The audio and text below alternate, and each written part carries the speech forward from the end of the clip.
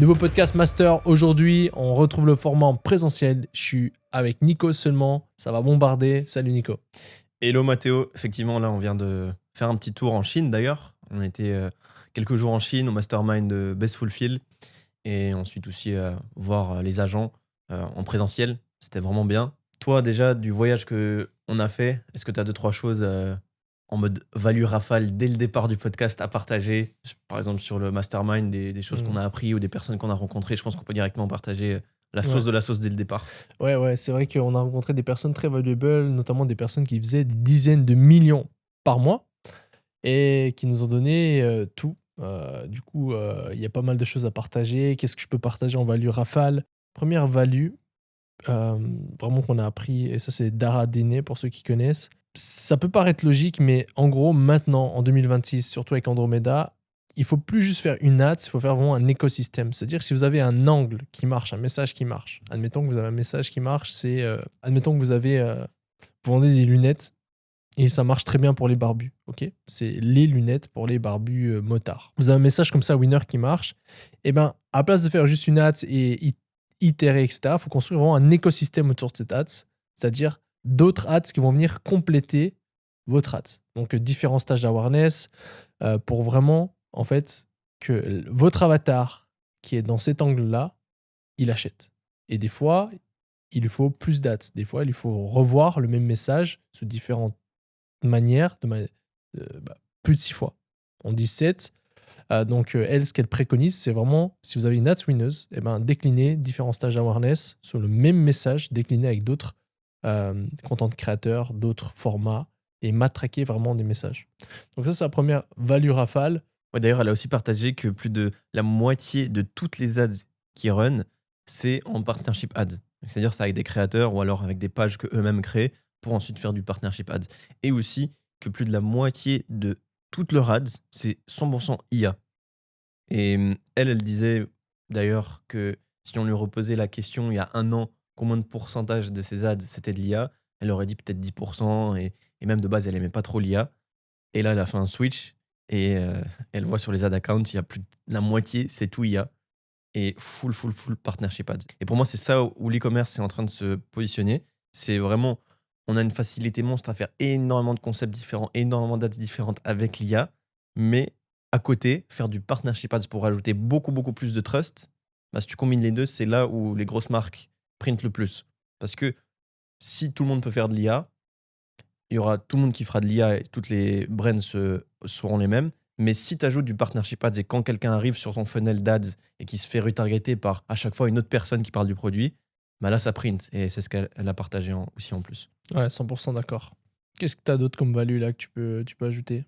Moi j'ai appris un truc sur les ads aussi. C'est Léo Cecchiano qui a partagé ça. Je sais pas si je prononce son nom correctement, mais il a une brand aux US qui fait plusieurs millions et là cette année il cible les 5 millions par mois. Et il nous a partagé un hack, c'est que dans ses top ads, par exemple les UGC qui filment l'ads, ben, il change toutes ces top ads et il fait des itérations avec l'IA. Par exemple, il y a une créatrice qui a un t-shirt noir et qui filme l'ads, et ben, avec l'IA, il modifie le t-shirt noir en rouge ou alors le top en rouge. Et parce qu'il a partagé ça comme astuce, il disait que ça marchait bien pour lui. Je voulais quand même voir si c'était vrai. Je suis allé sur sa bibliothèque publicitaire et j'ai filtré par impression. Et effectivement, beaucoup de ces top ads ont de base des variations où il n'y a pas le rouge. Et ensuite, il y a une variation où il y a le rouge et ça a effectivement beaucoup d'impressions. Donc, c'est validé. Donc, c'est vraiment banger. Parce que le rouge, ça attire, ça stoppe. C'est comme on est sur la route, on voit les panneaux de circulation, on voit stop, tu vois, c'est en rouge. Donc, ça hook. Et le fait de mettre un t-shirt rouge ou un habit rouge en itération de vos top ads, bah ça c'est banger et ça print. Et apparemment, ça hack Andromeda, c'est-à-dire qu'il voit ça comme une ads différente, vu qu'il a mis aussi en avant. Ça, c'est ça qui est drôle. C'est ça qui m'a surpris. Aussi, ouais. Et ensuite, toi aussi, tu as partagé d'ajouter des plantes. Et ça, les plantes, on l'a A/B testé, hein, et ça rajoute plus de conversion, simplement. Et c'est pour ça qu'on insiste toujours, Nico et moi, dans les podcasts, à avoir des plantes derrière, parce que inconsciemment, des plantes, en fait, ça rend la chose plus saine. En fait, c'est du vert, et quand on a du vert, ça rend plus sain. C'est-à-dire, c'est simple, hein, mais si on se tourne derrière c'est désertique ou derrière c'est verdure, ben inconsciemment, tu vas associer l'image de ce qu'il y a des verdures plus sain. Parce que c'est la nature, c'est plus sain, c'est plus écolo. Et nous, sur nos top hats qui ont spend plus de 500K, voire plus d'1 million, c'est-à-dire sur une hat, il y avait une plante dessus. Et j'avais insisté sur le fait que c'était important. Et je me rappelle le lieu du tournage. Et non, ça c'est important, c'est important. Et apparemment, j'avais raison. Après aussi, ce qui était intéressant durant ce mastermind, et ce qu'il faut savoir, c'est qu'il n'y a pas que les values. Il n'y a pas que des values, il y a aussi l'aspect énergie et l'aspect mindset. C'est-à-dire quand tu rencontres des gars que eux font 30 millions le mois et qu'ils se disent, OK, je lui demande, c'est quoi ton objectif à court terme? Il me dit, au court terme, c'est-à-dire 3 ans, c'est de revendre à 2,5 milliards. Là, tu te dis, ah ouais, je pense trop bas. Ah ouais, j'ai des plafonds. Je pensais avoir peu de plafonds. Et en fait, j'ai remarqué que j'avais des plafonds. J'ai remarqué que, en fait, pour moi, 10 millions par mois, c'était bien. C'était déjà bien. Mais en fait, non, pour eux, c'est de revendre à 2,5 milliards. Ils font 30 M par mois. Et il lance, lui, par exemple, aussi, il lance une brand toutes les 2 semaines.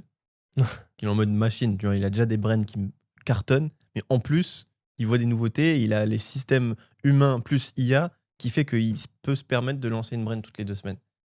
Et ça change vraiment comparé à la mentalité francophone, française. On voit pas ça. Et justement, de voir ça et de parler avec la personne, ça juste encourage à faire mieux. Ouais. Et ce qui était très intéressant, c'est que vous êtes français. Vous dépensez combien par jour en France? Et la personne lui répond 20K. 20K seulement? Il dit, mais c'est déjà beaucoup, non? Sur le marché francophone, nous, on dépense 200K par jour. Et j'ai des amis qui dépensent 500K par jour. Il a dit, marché français, c'est un très bon marché. Mais ça, trop peu de personnes le font. Mais vous que vous êtes français, je pensais que oui.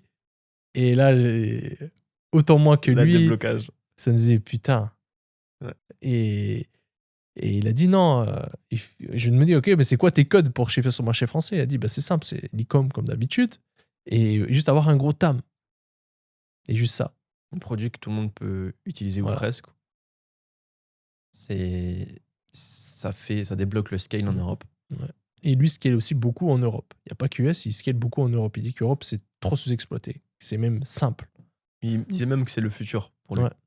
Et c'est vrai qu'on a vraiment beaucoup tendance à penser qu'on est limité en Europe, mais il y a vraiment du gros argent à être fait. Donc ensuite, on a rencontré pas mal de monde intéressant, on a échangé avec pas mal de monde, on a donné de la value, on a reçu de la value. Tu as aussi discuté avec Sean Egg, qui ont le school numéro 1. Ce qu'il faut savoir, c'est que nous, on est numéro 2. C'est pas grave, c'est déjà bien, on est numéro 1 en France, mais on est numéro 2 mondial en e-com, c'est juste. Hein. C'est correct. Non, mais je dis pas. En e-commerce, oui. Ouais, en e-commerce. Mais on aspire à venir. Et tu as même dit qu'on va être numéro 1 d'ici l'année prochaine ou autre. Qu'est-ce qu'il t'a partagé comme value? Sur la partie e-com, il m'a partagé quelque chose que tu as partagé lors du dernier podcast qu'on a fait avec Ryan, le fait que en gros, on a les ads qui ont un certain script, un certain ad copy, et que quand on voit ces ads-là, on est redirigé sur une LP qui est 100% congruente avec l'ad. Et ensuite, ça redirige sur la page produit qui est la même pour tout, sauf avec des exceptions. Mais il a dit que ça, c'est vraiment un des leviers actuels de toutes les brands qui font 100K dans sa communauté. Et ils ont plus de 50 brands tracés où il y a plus de 100K qui tournent. Donc en ce moment, c'est vraiment ça qui fait que ça a printé. Pareil pour Ryan, c'est comme ça qu'il a pu débloquer du scale sur les marchés Italie, Espagne, qui n'étaient pas forcément grands. Mais il a scalé aussi comme ça. Et maintenant, c'est vrai que c'est simple à faire. Voilà, c'est justement simple à faire avec Manus ou les IA, où en un prompt, la LP peut être faite. Avant, ça demandait des devs, ça demandait du temps. Et aujourd'hui, avec l'IA, il faut profiter qu'on peut avoir des LP congruentes avec nos ads. Pas juste les ads, mais aussi, par exemple, la page qui run l'ad. Tu vois, elle est congruente, c'est le nom du persona, etc. Et ça fait toute une différence. Et même dans l'ad account, certaines personnes font que tout est congruent, tu vois, au niveau des campagnes même. Tu vois. Ouais. Donc c'est ça la majeure value que j'ai partagée avec lui. C'est un échange assez court, mais il est drôle. Il y avait aussi une présentation sur pas mal de formats IA qui cartonnent en ce moment. Et on le voit d'ailleurs, même juste avant le podcast, tu m'as montré une ad qui est exactement ce type de format, où c'est 100% IA et ça print. En fait, on a différents types de formats. Et je vais vous les mettre à l'écran aussi. On a le format Clay Motion, Claymation, où c'est un peu de la pâte à modeler, les formats comme ça, pâte à modeler. On a déjà vu sur Twitter beaucoup de personnes qui printent et on a vu comment les faire. Donc ça, c'est un format à faire si vous ne l'avez pas encore fait. On a les formats 3D médical qui sont bien connus depuis longtemps avec les VSL, mais que maintenant on peut faire très rapidement avec l'IA et c'est game changer. On a les 2D animations. Je vais vous mettre à l'écran les exemples de marques qui font ça. Ça marche très bien aussi. Et aussi, récemment, les exemples Pixar qui marchent bien. Il y a un concurrent aux US dont je me suis beaucoup inspiré récemment, qui fait des top ads Pixar avec une musique aussi, tu vois, genre enfantine, Pixar derrière, et ça cartonne. Donc, vraiment, ces formats-là en full IA print énormément. Donc, n'hésitez pas. Ouais, surtout que c'est très très bien pour le top of funnel parce qu'en fait, c'est des contenus très agréables à regarder. C'est-à-dire qu'on arrive à faire. On arrive à capter l'attention de beaucoup plus de personnes et on arrive à faire passer des messages peut-être plus difficiles à regarder sur d'autres formats. Tandis que là, c'est agréable à regarder et, euh, et ça convertit aussi fantastiquement bien. Parce que les gens, en fait, c'est comme s'ils regardaient un dessin animé. Du coup, ils baissent leur arme. Ils sentent pas que c'est une ads et du coup, ça convertit très très bien. Et aussi avec l'IA, aujourd'hui, on a la chance de pouvoir très facilement faire une ads bot of funnel avec un persona, mais ensuite tout le funnel le faire avec la même personne. Mhm. C'est-à-dire tu auras la même personne qui on va ensuite convaincre les gens d'acheter. Tu as en premier l'ads qui fait que les gens voient ta marque et ensuite tout le funnel peut être fait avec le même persona avec l'IA. Et avant, c'était un peu plus compliqué d'avoir le même persona il y a quelques mois. Et là, maintenant, vraiment, avec les tools, ça reprend très facilement l'avatar et ça, c'est game changer. Il y a aussi une nouveauté sur Meta que j'ai pas encore testé, c'est de mettre une vidéo live, une vente en live. Ça, c'est tout C'est-à-dire, nouveau. tu peux développer. C'est tout nouveau, bah, j'ai pas encore testé, donc vous savez que ici ce qu'on vous dit c'est ce qu'on teste, mais on vous donne s'il y a des nouveautés pour faire peut-être gagner du temps. Il y a une nouveauté sur Meta, je sais pas si c'est sur tous les ad accounts, mais tu peux activer un format qui est format live. C'est-à-dire ça va être une vidéo de vente en live. Et on va tester. Ok. On Mais va- concrètement, c'est pas en live, c'est juste ça. Les gens Mais pensent que c'est en live. je sais pas justement, j'ai pas encore testé. Ok. Parce que ben, TikTok Shop Live, ça cartonne, on le sait. Ouais, mais ils vont implémenter sur Meta. D'ailleurs, on a Meet avec le founder de Calodata. Donc, Calodata, pour ceux qui ne connaissent pas, c'est un des, si ce n'est le meilleur tool pour trouver des produits et des ads dans TikTok Shop qui est tendance.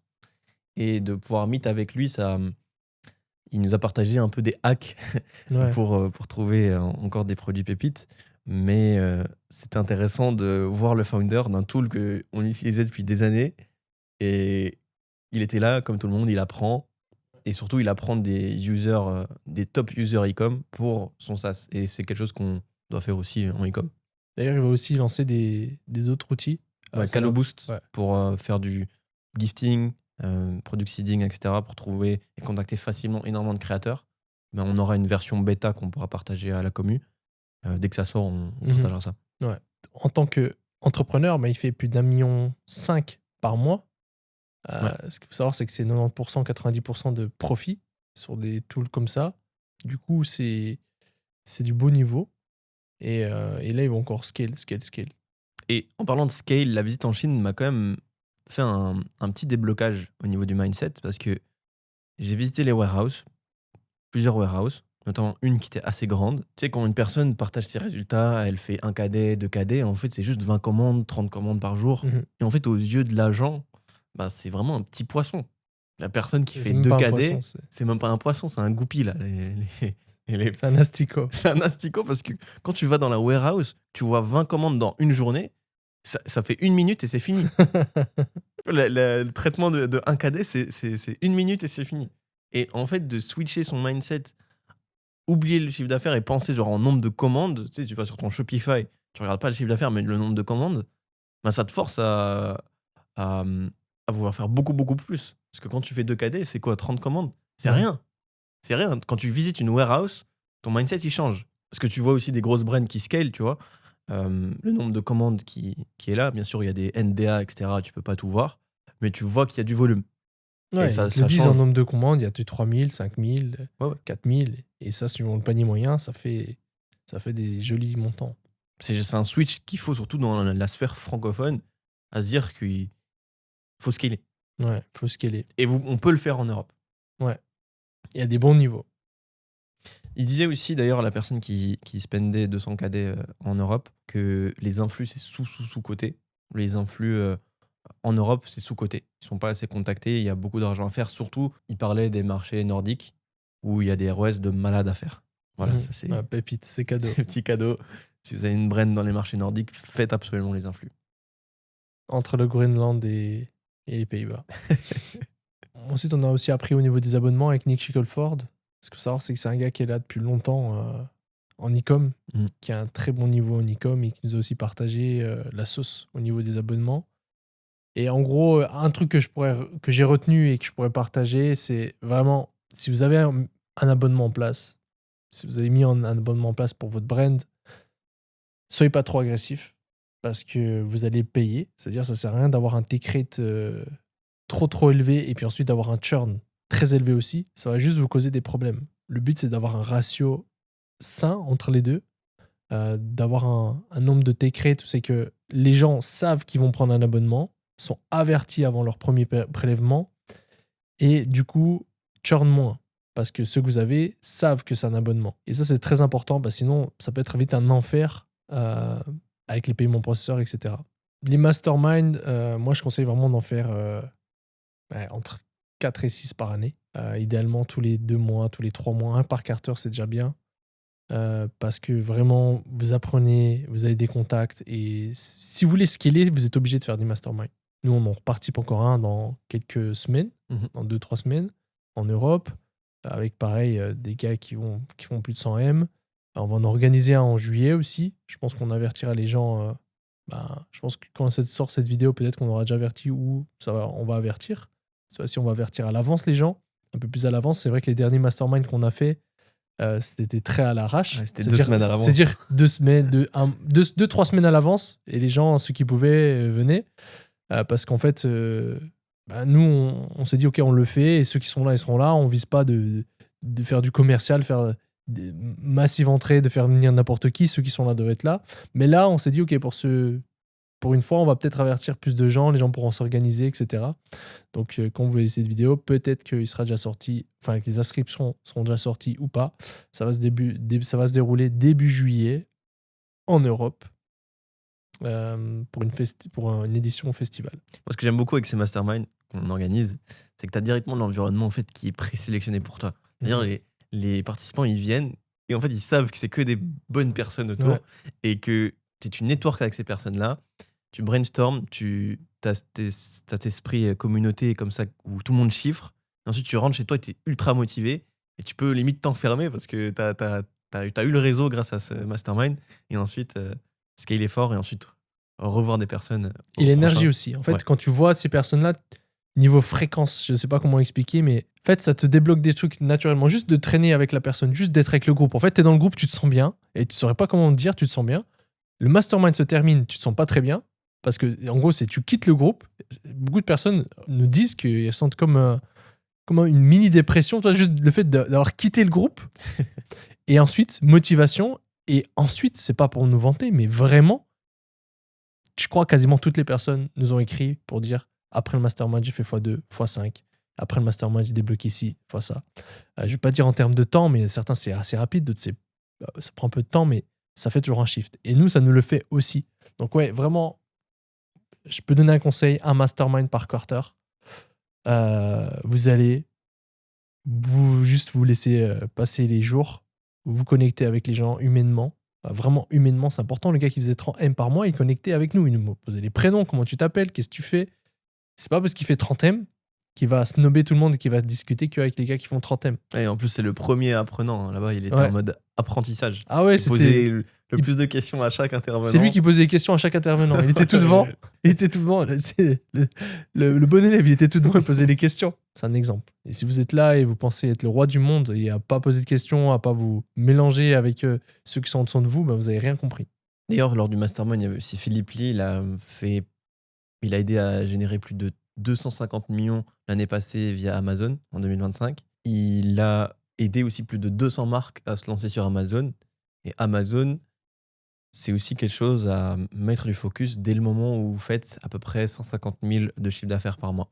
C'est là où il commence à avoir des requêtes sur votre brand et c'est là où se positionner sur Amazon, ben, vous allez faire beaucoup de cash en plus. Donc ça sert à rien de le faire dès le départ, contrairement à ce que beaucoup de brand owners disaient. Lui, il recommande vraiment de mettre son focus sur Amazon quand votre brand sur Shopify génère à peu près 150 000 par mois, que ce soit en Europe ou aux US. Et une fois que vous vous positionnez, le fait que vous soyez sur Amazon va aussi beaucoup vous aider pour être en retail. Parce que bah, du coup, Amazon, ça se ressemble un peu plus au retail que juste le Shopify.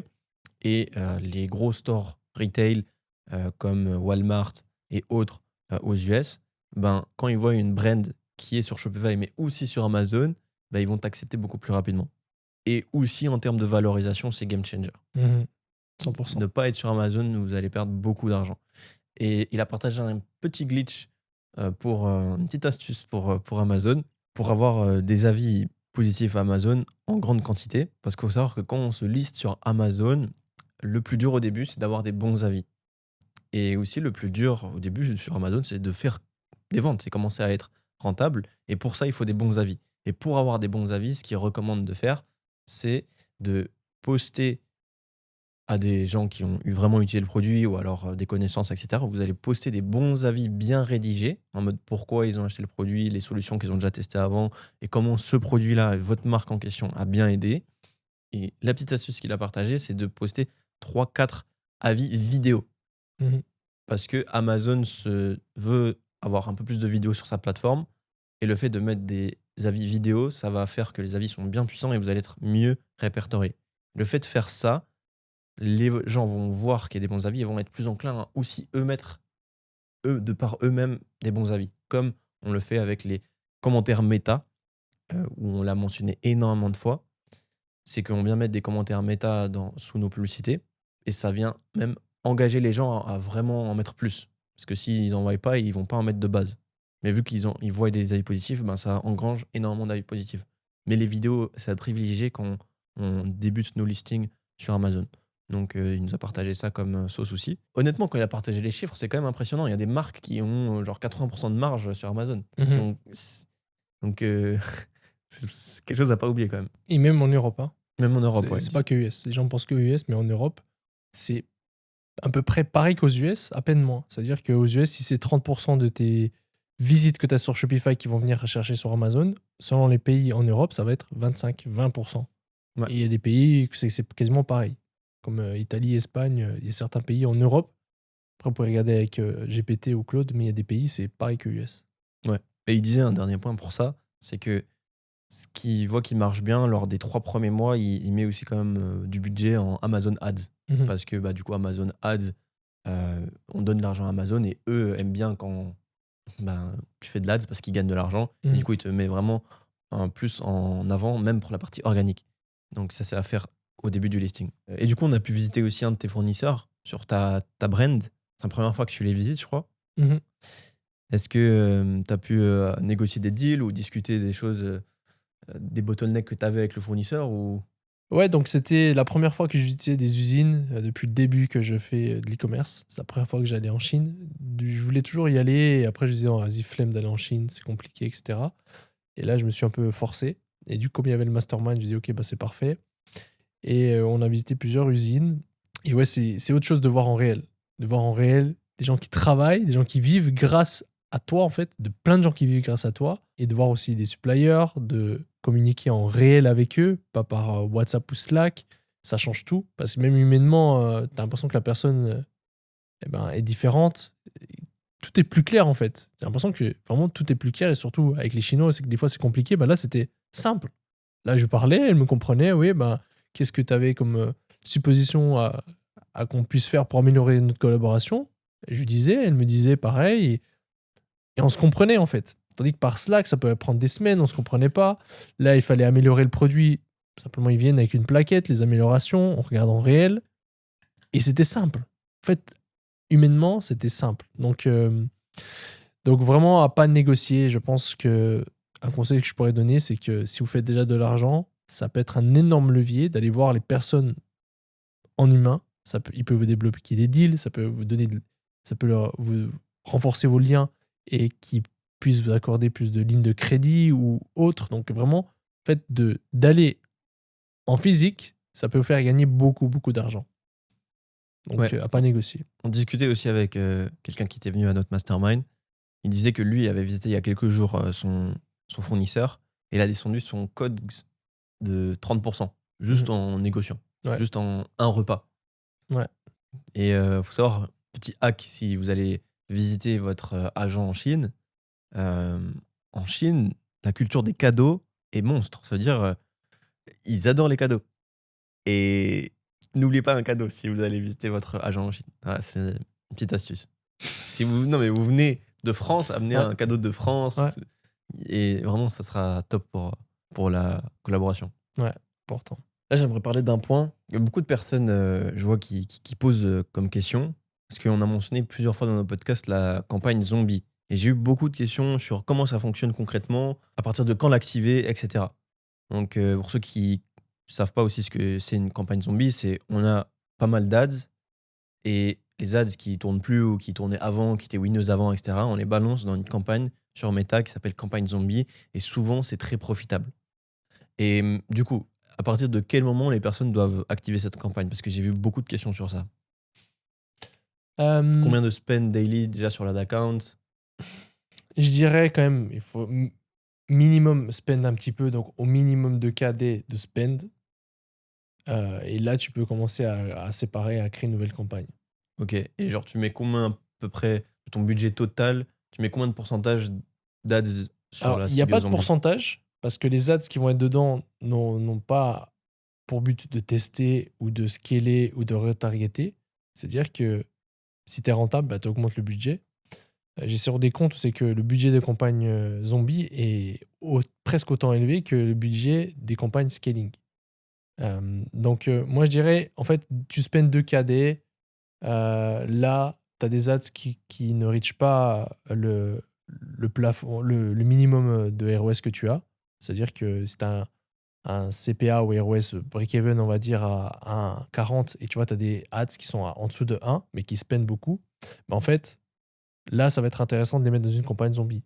Pourquoi pas en dessous de 2KD? Même à 2KD, ça peut être tricky si tu n'as pas assez d'ads. En fait, il faut que tu aies assez d'ads qui tournent. Parce que si tu vas venir mettre en zombie ta seule ads qui prend tout le spend, eh ben, ça va être compliqué. Il faut quand même que tu aies des comptes qui soient drainés par assez d'ads. Donc, je dirais, en fait, il faut pas commencer une campagne zombie si tu n'as que une ou deux ads qui drive tout le spend. Ouais, bien sûr, bien sûr. Une fois que tu as plein d'ads, bah là, tu peux commencer à enlever les ads qui spendent et les mettre dans une campagne zombie. Et simplement, on met dans les campagnes zombies les ads qui spendent, mais qui ne targetent pas le bon ROS. Et on va venir les mettre ensemble. Donc, il y a plusieurs techniques. La technique que j'aime bien, c'est si vous avez des intérêts qui marchent, c'est-à-dire vous avez testé déjà avant en ABO des sortes d'intérêts pour votre niche qui marchent, bah, vous les stackez ensemble, ça doit être assez grand. Ou sinon en broad, les deux, ça va aussi. Et de faire soit high volume ou en cost cap.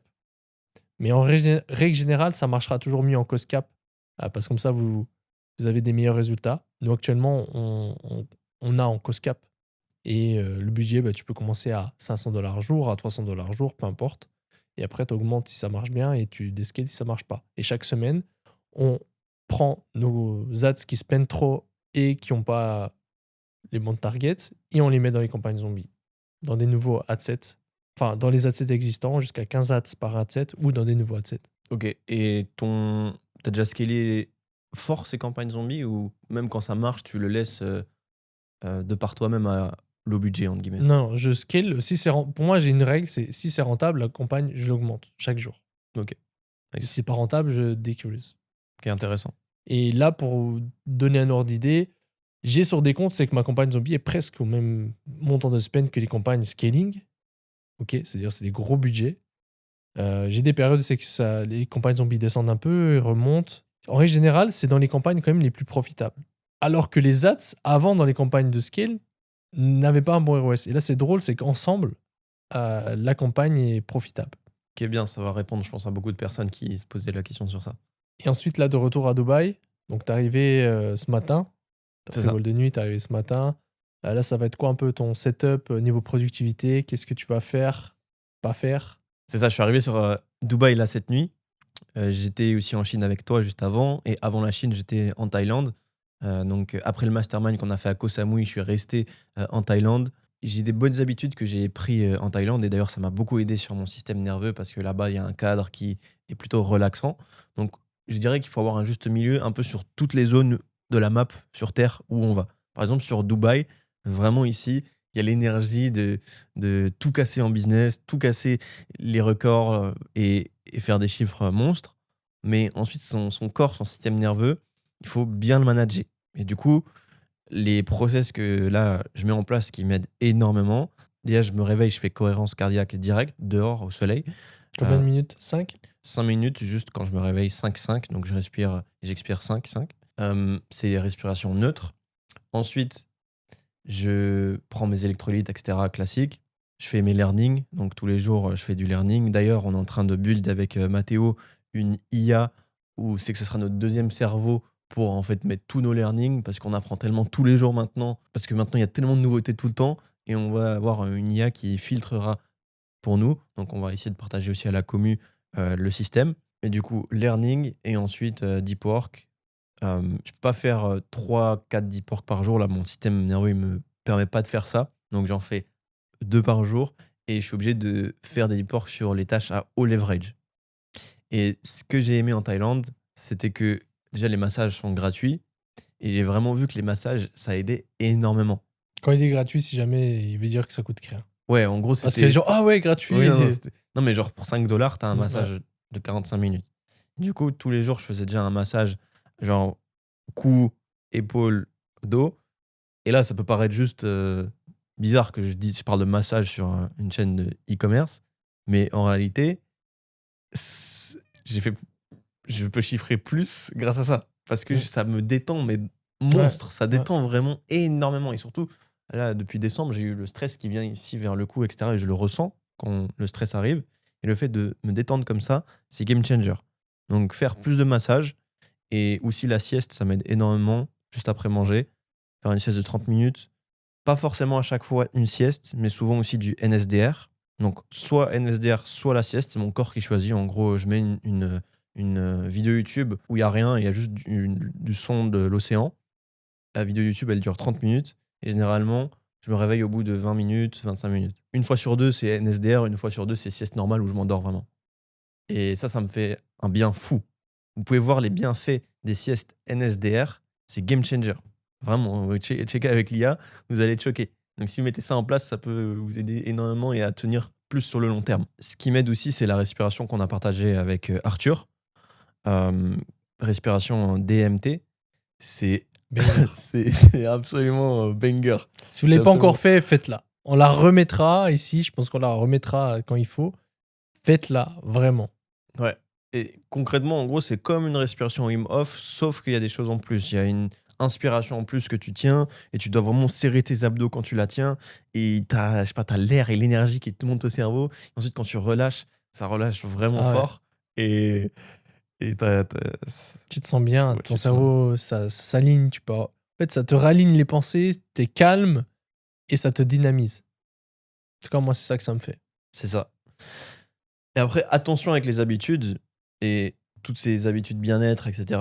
Il faut pas aussi que ça soit un poids pour vous. Parce que pour beaucoup de personnes, j'ai vu qu'en fait, même faire méditation ou faire ça peut être un poids avant de faire le vrai travail qui fait que ça move the needle. Tu vois, genre en mode, admettons, tu as 15 habitudes à faire avant tes premiers deep work, bah, ça va être en fait contre-productif. Il faut aussi trouver le juste milieu. Donc moi, là, je fais pas mal d'habitudes en mode bien-être parce que mon système nerveux me l'a demandé. Du coup, je fais attention à mon système nerveux pour avoir le meilleur des focus en deep work. Ok. Pour moi, faut pas faire des habitudes pour faire des habitudes. Ça doit être soit ça te permet d'être plus productif, de te sentir mieux, d'aller vers tes objectifs, soit ça te permet d'avoir une meilleure santé. Et pour moi, il n'y a que ça. Ça sert à rien de faire des habitudes parce que quelqu'un fait une habitude et que ça n'a pas de sens pour toi. Et après, il y a des habitudes plus importantes que les autres. Pour moi, dans la journée, faire plusieurs deep work, c'est non négociable. C'est-à-dire, ça, c'est l'habitude numéro 1. Lire, ok, c'est une habitude que j'aimerais faire, mais c'est pas si grave si je lis pas. Et je veux pas me sentir mal si j'ai pas suivi toutes mes habitudes. Donc je note, maintenant j'ai noté un système de points, c'est qu'il y a des habitudes qui valent 3 points et des habitudes qui valent 1 point. Comme par exemple, lire c'est 1 point et deep work c'est 3 points. Avoir un bon sommeil c'est 3 points et faire un feedback de la journée 2 points. Parce qu'il y a des habitudes qui ont moins de poids. Ouais. Et je dirais vraiment, il faut pas câbler notre cerveau à ok, si je fais pas ces habitudes-là, la journée sera mauvaise et mes deep work seront pas bien et tout sera mauvais. Il faut vraiment se dire que ça aide, comme tu dis, en fonction des points. Et il faut juste faire les habitudes les meilleures et du coup, tu avances le plus. D'ailleurs, là, on arrive à la fin du podcast déjà. Podcast un peu plus court. Est-ce que tu as une petite value à partager en fin de podcast? Alors, une habitude à mettre en place qui pourrait vous rapporter beaucoup dès ce soir, que je peux vous partager. Et ça, je l'ai expérimenté depuis pas si longtemps. On me l'a partagé et c'est vrai que c'est banger. C'est le soir, juste avant d'aller vous coucher, vous allez noter, soit sur téléphone, soit sur papier, je recommande sur papier, 3 choses que vous aimeriez qui se passent demain. 3 intentions que vous aimeriez que ça se passe demain. 3 spécifiquement ou si j'en mets une Idéalement, il ne faut pas que ça soit non plus trop spécifique. Si tu mets j'aimerais avoir un hamburger derrière ma porte et il n'y est pas, tu vas dire ok, ça marche pas. Donc laissez la magie opérer et pas trop spécifique. Ça peut être des trucs simples comme par exemple demain, je souris plus. Demain, je reçois une bonne nouvelle. Enfin non, je reçois une bonne nouvelle. On ne dit pas demain, c'est simplement vous dites je reçois une bonne nouvelle. Vous dites au présent. En fait, vous allez venir visualiser au présent, demain, 3 intentions.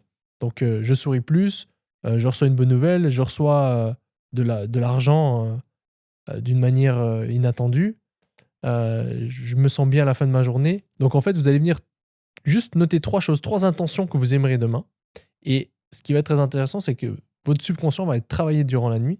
Et le lendemain, moi j'ai commencé ça, les 3 choses sont déroulées. J'ai refait le soir d'après, les 3 choses sont déroulées. Après, j'ai pas mis des trucs très spécifiques. À nouveau, si vous mettez très spécifique, si ça arrive pas, vous allez dire ok, ça marche pas. Il faut aussi vous laisser peut-être le temps. Des fois, c'est pas si ça se passe pas demain, c'est pas grave, ça peut se passer plus tard. Le but, c'est ça a été émis et ça peut arriver. Mais c'est vraiment très banger parce que ça va venir, en fait, vous favoriser que ça arrive. Et si vous le faites pas, si vous n'avez pas d'intention, en fait, vos journées peuvent se ressembler. Et le fait de mettre des intentions chaque soir, ça vous permet d'avoir une journée un peu mieux demain. Et ça, c'est un truc que j'essaie de mettre plus en place, c'est d'avoir vraiment, de se dire, ok, demain ou aujourd'hui, ça va être une journée mieux que les autres. Et chaque jour pour améliorer sa vie. T'as dit demain, faut pas mettre demain du coup. Ouais, non, mais dans ta tête, tu dis Ok, demain. ok. Mais c'est toujours au présent. Ce qu'il faut savoir, c'est que le futur n'existe pas, le passé n'existe pas, il n'y a que le présent. C'est-à-dire que si toi, dans ton affirmation, tu dis demain, bah, peut-être que demain, ton truc va, dans ta tête, ça va arriver aussi demain. Oui, c'est le comble des fumeurs. Il dit ouais, demain j'arrête, ouais, lundi j'arrête, mais du coup, la boucle se répète. Bah ouais, parce qu'en fait, dans ton cerveau, à chaque fois, mais dans le moment de demain, bah, ça sera demain. Donc voilà, ouais, grosse value. Donc si je peux vous donner un conseil, c'est ce soir, écrivez sur un papier 3 intentions que vous aimeriez que ça se passe le lendemain. Bien sûr, positif. Très fort. Mais d'ailleurs, mettez un rappel maintenant pour le faire ce soir. Ça, vous oubliez pas. Et sinon, si je peux partager un truc un peu dans le même style, j'ai fait un call récemment avec un ami, Major, un Suisse qui scale, il chiffre là dans l'ombre. Mais il avait déjà fait quelques apparitions en ligne, même il a une chaîne YouTube, il est passé sur le podcast de Yomi, Major, c'est un Suisse. Et il m'a partagé une petite astuce. Quand on est dans le lit ou même que notre cerveau fuse et on a trop d'idées, on est limite un peu stressé, ça va dans tous les sens, prenez une feuille ou un cahier, quelque chose de quoi écrire, prenez un stylo, idéalement un stylo bleu pour que ça s'écrive en bleu, c'est recommandé l'encre bleue. Et vous écrivez tout ce que vous pensez, toutes vos idées, tout ce que vous pensez. Vous pouvez structurer ça bien avec des phrases, juste des mots, etc. Et je l'ai fait et je me sentais vraiment beaucoup mieux. C'est-à-dire que mon cerveau, il savait que tout était là, écrit, et que j'avais pas besoin de penser à tout. Mais tout était là. Et du coup, ça m'a fait un bien fou. Ça s'appelle un brain dump. Et du coup, ça m'a aidé vraiment énormément. Et ça, c'est aussi souvent bien le soir quand on n'arrive pas trop à s'endormir. C'est une variante, c'est juste écrivez à quoi vous pensez rapidement. Ou écrivez oh oui, je dois encore répondre à lui, je dois répondre à ça. Vous écrivez, vous me mettez là, votre cerveau sait que c'est là-dedans, et ensuite il vous laisse tranquille et vous pouvez dormir. Voilà. D'ailleurs, petite value finale, juste pour rebondir sur les habitudes que j'ai mis en place, c'est que quand j'arrive pas à m'endormir, je fais ça, mais en plus, je fais de la cohérence cardiaque en 5-7. Et ça m'endort comme ça. Ça marche vraiment trop bien. On pourra mettre le lien peut-être de ce que tu on mettra le lien. Donc, cohérence cardiaque neutre, c'est 5-5. cohérence cardiaque pour déstresser et s'endormir, c'est 5-7. Ouais, je l'ai Et testé. toutes ces choses de respiration, on est encore très early, surtout dans le marché francophone. Les gens, en fait, ne savent pas, sont pas aware que c'est game changer. Parce Mm. que on fait que respirer, en fait. On est des êtres qui respirent et vraiment, dans quelques années, ça va être beaucoup plus répandu. Mais Mm. là encore, on est early, donc profitez que vous avez l'info early et que c'est game changer. Ouais, 100%. Donc voilà, merci de nous avoir suivis. Et pour tous ceux qui nous demandent, le school va bientôt rouvrir ses portes. Suivez-nous, vous serez au courant prochainement. J'aimerais juste savoir quelque chose. Nico, il est revenu de Thaïlande, il a pris soin de lui, il a eu moins de stress. Et je trouve qu'il a meilleure bonne mine. Si vous aussi, vous trouvez qu'il a bonne mine, mettez juste un like.